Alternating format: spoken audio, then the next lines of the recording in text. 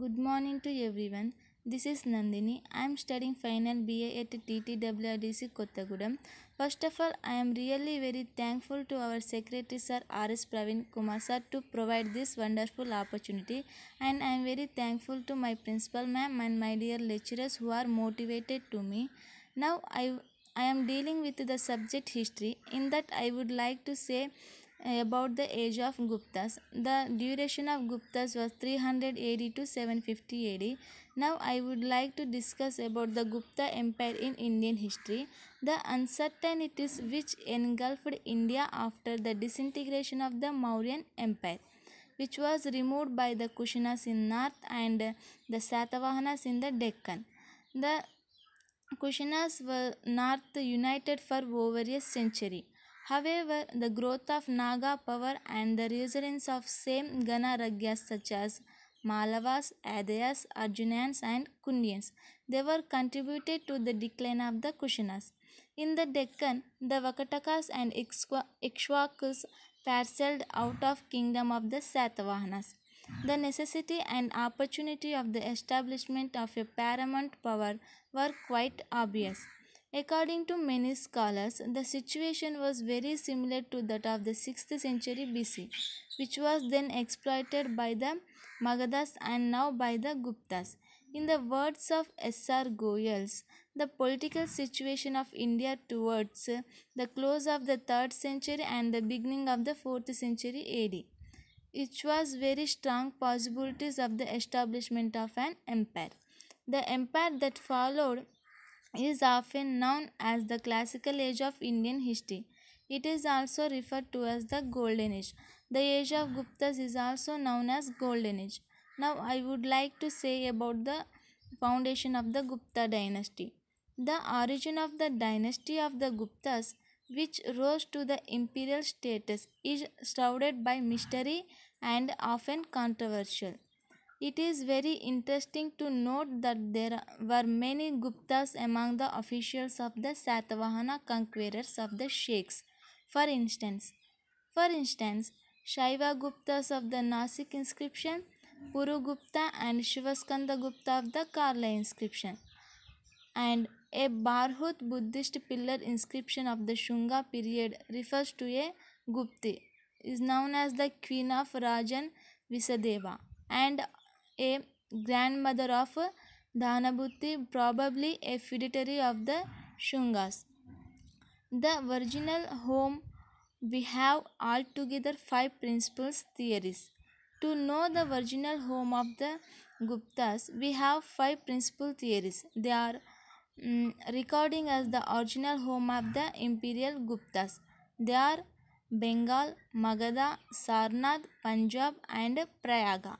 Of, out of this, the first three regions are based on the identification of Itsings and Milikaisi Kia Pono, where China temple was located. According to D.C. Ganguly, calculated the distance and located it somewhere in Murshidabad district of West Bengal. However, according to R.C. Mazumdar, R.C. Mazumdar was a great historian. According to him, the Gupta age only proves that Sri Gupta ruled over parts of Bengal and not that it was the early home of the Guptas. And the Jagannatha Agarwal and B.P. Sinha. These are two important historians. According to Jagannatha Agarwal and B.P. Sinha, basing their arguments on the translation given by Beale, identified the place with Sarnada in eastern UP in Uttar Pradesh. The third view regarding the Magadha region was propagated by V.S. Smith and A.S. Altaker. However, even this was not based on sound logical grounds. The, the Guptas followed the monarchical form of government. The capital of Guptas was Pataliputra, and there are two common languages during the Gupta period. They are Sanskrit and Prakrit. The people of Gupta period, they followed the Hinduism, Jainism, and Buddhism religions. It seems that the fact that Magadha was the nucleus of the first major agrarian empire of an ancient India must have prompted these historians to somehow associate the Guptas to with that region. The growth the fourth view is represented by W.K.P. Jayaswal. He suggested that the G. Karaskara Jats means are modern Kakkar La from the Punjab. His view did not find the fifth view is held by S.R. Goyal. It is written the most detailed and incisive the Gupta political history in recent via argued that the initiative to form an empire could only rest not with Magadha but the eastern part of the upper Ganga basin. According to S.R. Goyal, his argument is based on the hypothesis that the early inscription and the coins of a dynasty are usually found mostly the region in which it originates, such as early Bactrian Greeks, Kushanas like Kushanaks, Vakatakas, etc. In the case of Guptas, to know about the age of Guptas, we have two types of sources. They are the first one is literary sources, and the next one is archaeological sources. Now we would like to know about the literary sources. In that literary sources, we have the account of Pahian and account of Ichanks and the works of Kalidasas. Now I would like to discuss about the account of the Pahian. In the accounts of Pahian, Pahian was a Chinese pilgrim who visited India. He visited India and observed many places like Madura, Kannaj, Kapilavastu, Kushinagar, Vaishali, Pataliputra, Kasi, etc. According to Pahian, the Magadha was a prosperous country with large towns and wealthy population. Pataliputra was a developed city. Though the people has wealth, they lived simple lives and they followed Buddhism. According to him, he saw the images of Hindu gods were on the coins and sculptures, etc. According to Pahian, there were severe punishments and fines were given to the victims. And now I would like to discuss about the work of Guptas. Work of Kalidasa. The Kalidasa was the greatest poet and playwright India has ever produced. The works of Kalidasas were include Meghaduta, Ritusamhara, Raghuvamsha, Kumara Sambhava and other works. He spoke about love, nature, beauty, and it also gave information about government and society seen in Gupta period. In the works of Kalidasa, he discussed about the love, nature, beauty, and he gave information about the government which was followed by the Guptas during that period. Now I would like to discuss about the archaeological sources to know about the history of Guptas. In the archaeological sources we have Allahabad pillar inscription, Diogar Vishnu temple and Nalanda University. Now I would like to discuss about the Allahabad pillar inscription. The inscription of Allahabad pillar is also known as Prayaga Prashasti. It praises Samudragupta. According to Allahabad inscription, one of Samudragupta was one of the most strongest Gupta rulers. It was composed by poet named Harishena in Sanskrit. This Allahabad pillar inscription was composed by Harisena in Sanskrit. It describes about the kingdom. Samudragupta, he was first defeated northern rulers and then headed for defeating southern rulers. He allowed the southern rulers to rule but took tributes from them, and many tribes surrendered their kingdoms to Samudragupta. In the Allahabad inscription, we see many tribes were surrendered their kingdoms to Samudragupta. After these victories, he performed Ashwamedha Yagna and issued gold coins depicting sacrificial horses. It also describes that Samudragupta loved music. The Samudragupta was loved to enjoy the music and he was also played. There were some coins seen where he is shown playing Veena. In the Allahabad pillar inscription, we saw the Samudragupta has shown playing Veena.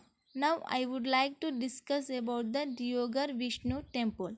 The Deoghar Vishnu temple is famous for its Vishnu temple, also called as Dashavatara temple.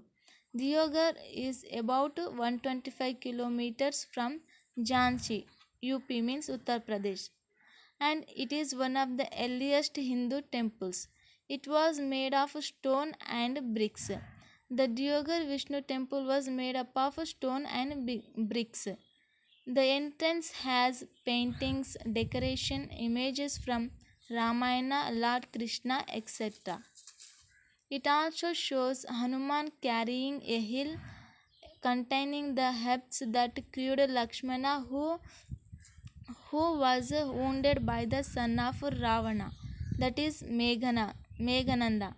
Vishnu means Sheshaya is shown asleep on a coil of the giant serpent called as Sheshanaga. It had a huge shikara means tower.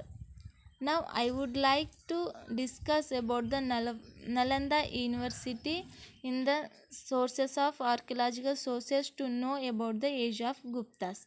The Nalanda University was most renowned university of ancient India. The Nalanda University is located at Bihar. According to Hiyan Singh, also had mentioned about the greatness of the Nalanda. It has many buildings enclosed by walls.